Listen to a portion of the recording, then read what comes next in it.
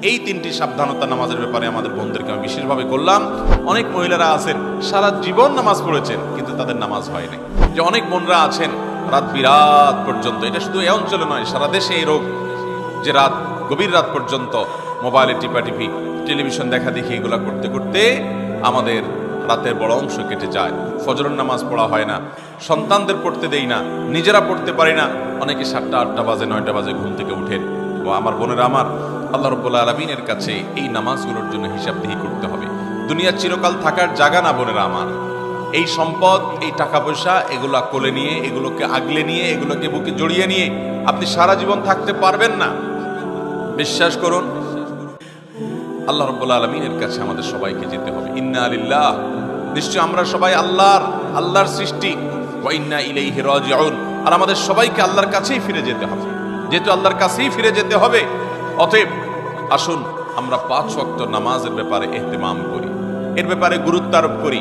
আমরা 5 ওয়াক্ত নামাজকে যথাযথভাবে পড়ার চেষ্টা করি এবং আল্লাহর ভয় অন্তরে জাগ্রত করি। দেখুন, যার এখন যে বয়স আছে, যার বয়স এখন 30 হয়েছে, তিনি চিন্তা করুন আপনার জীবনের মূল সময়টা এখন পার হয়ে যাচ্ছে। মূল সময়টা পার হয়ে যাচ্ছে, আর 10 বছর পর, 40 পার হওয়ার পর আপনি চাইলে অনেক ইবাদত করতে পারবেন না, আপনি চাইলে অনেক নেকামল করতে পারবেন না। শরীরটা দুর্বল হয়ে আসবে, শরীরে নানা রকমের রোগ ব্যাধি শুরু হবে, ওজুটা ধরে রাখতে পারবেন না, ঝিমানি আসবে, নানান রকমের অসুবিধা তৈরি হবে। ইবাদতের সময় কিন্তু চলে যাচ্ছে। তখন চোখের পানি ফেলবেন, আফসোস করবেন, কিন্তু ইবাদত আর করতে পারবেন না। এরপর একটা সময় আপনি দেখতে দেখতে দুনিয়া ছেড়ে, সব কিছু ছেড়ে আপনাকে চলে যেতে হবে। এই সম্পদ মানুষ ভাগযোগ করে নিবে, ওয়ারিসরা, ছেলে মেয়েরা, নাতিপুতিরা ভাগযোগ করে লুটপাট করে নিয়ে নিবে, কিন্তু আপনাকে আপনার আমল নামা নিয়েই দুনিয়া থেকে যেতে হবে। অতএব আসুন আমরা 5 ওয়াক্ত নামাজকে সুন্দর করি। যারা ফজরের নামাজ পড়ছেন না বা পড়তে অসুবিধা হচ্ছে, শুনে রাখেন, নবী করিম সাল্লাল্লাহু আলাইহি ওয়াসাল্লাম বলেছেন, মুনাফিক যারা নামে মুসলমান, আল্লাহর খাতায় মুসলমান না, যারা আল্লাহর খাতায় মুসলমান না, নামে মুসলমান, এদের একটা বড় মার্কা হলো তাদের জন্য 2টা ওয়াক্ত নামাজ পড়া খুব বেশি কঠিন হয়। তার একটা হলো আসর আর একটা হলো ফজর। এই 2 ওয়াক্ত নামাজ যদি কারো দ্বারা পড়া সম্ভব না হয়, সে অন্যান্য ওয়াক্ত পড়ে কিন্তু এই 2 ওয়াক্ত পড়তে পারে না, তাহলে সে যেন সাবধান হয়, সে যেন সোজা হয়ে বসে, সে যেন আল্লাহর দিকে দৌড়ায় এবং ঈমানকে নবায়ন করে।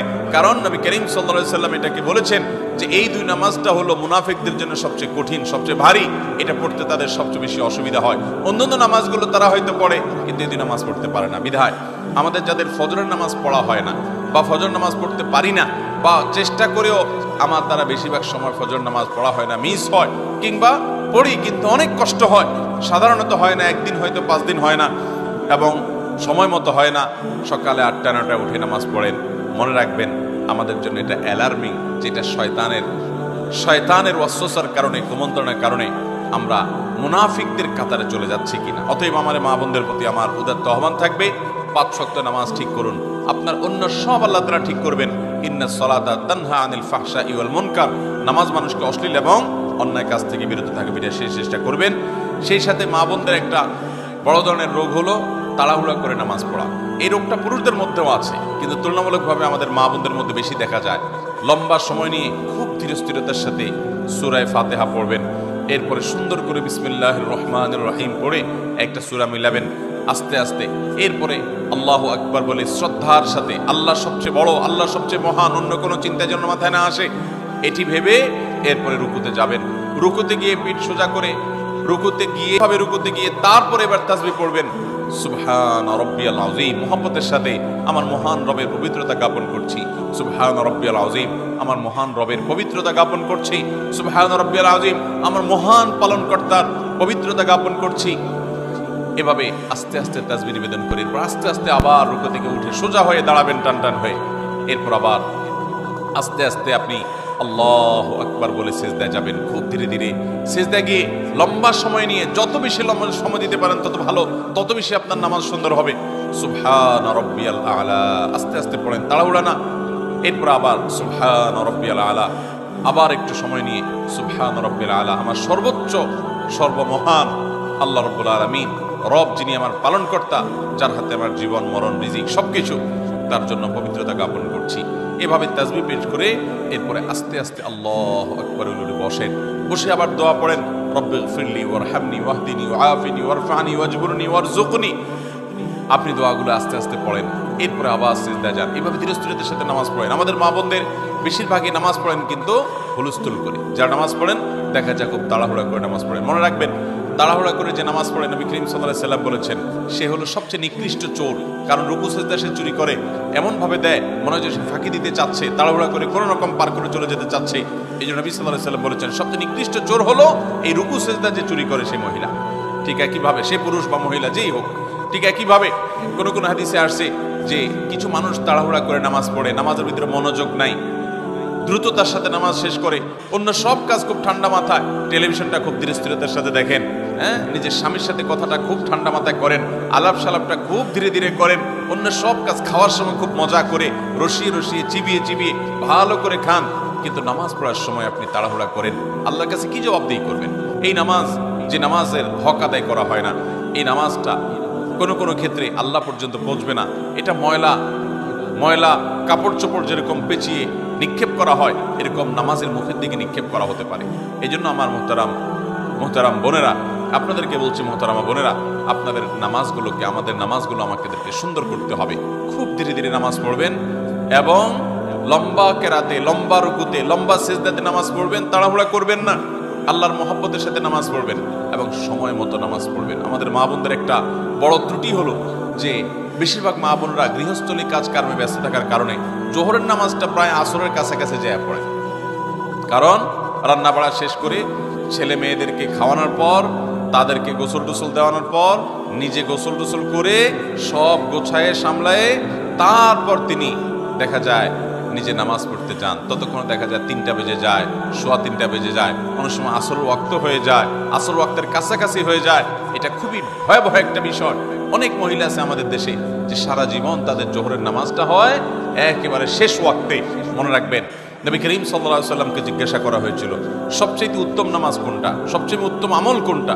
তিনি বলেছেন আস-সালাতু লি আউয়ালি ওয়াক্তিহা, ওয়াক্ত হওয়ার পর শুরুর দিকে নামাজ আদায় করা, এটা হলো সবচেয়ে উত্তম আমল। অতএব আপনারা এই আমলটার ব্যাপারে খুব বেশি যত্নশীল থাকবেন, খুব বেশি মনোযোগী হবেন এবং আল্লাহর জন্য নামাজকে সুন্দর করবেন। আল্লাহ তাআলা আপনাদেরকে সেই তৌফিক দান করুন।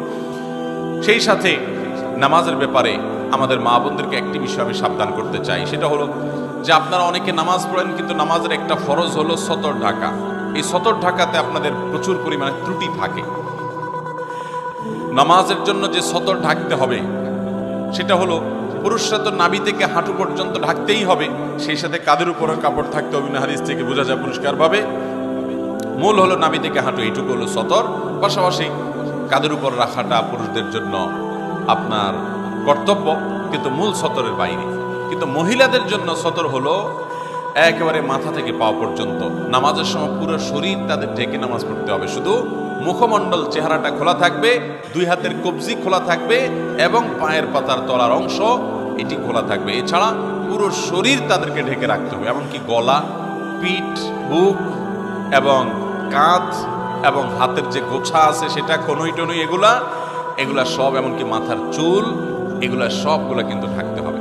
আমাদের অনেক মহিলারা আছেন, অনেক মা বোনরা আছেন, মা চাচিরা আছেন, যারা দেখা যায় এখনো আপনার শাড়ি পরে নামাজ পড়েন, তার উপরে কোনো ওড়না পড়েন না।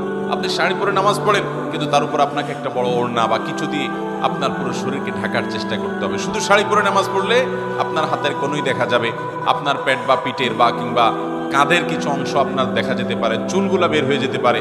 যদি আপনার পুরো নামাজ জুড়ে এরকম শরীরের সমস্ত অঙ্গ প্রত্যঙ্গ খোলা থাকে, আপনার নামাজ হবে না। অনেক মহিলারা আছেন সারা জীবন নামাজ পড়েছেন কিন্তু তাদের নামাজ হয় নাই। অতএব আমাদেরকে মনে রাখতে হবে, মাথা থেকে পা পর্যন্ত মহিলারা নামাজের জন্য পুরো শরীরকে ঢেকে নামাজ পড়বেন, এটি তাদের জন্য ফরজ। এটি না হলে তার ফরজ তরক হবে, নামাজই হবে না। বিদায় এই 3টি সাবধানতা নামাজের ব্যাপারে আমাদের বোনদেরকে আমি বিশেষভাবে করলাম। আর যারা বয়সে অনেক তরুণী আছেন, আমাদের অনেকে আছেন নামাজের গুরুত্ব এখনো বুঝি না। দেখুন, আল্লাহ রাব্বুল আলামিনের কাছে আমাদের সবাইকে চলে যেতে হবে, খুব দ্রুততার সাথে চলে যেতে হবে। আমরা কেউ এখানে থাকতে আসি নাই, জিন্দেগি পার হয়ে যাচ্ছে। বিধায় এই ফরজ নামাজকে আমরা খুব গুরুত্বের সাথে পড়বো ইনশাআল্লাহ।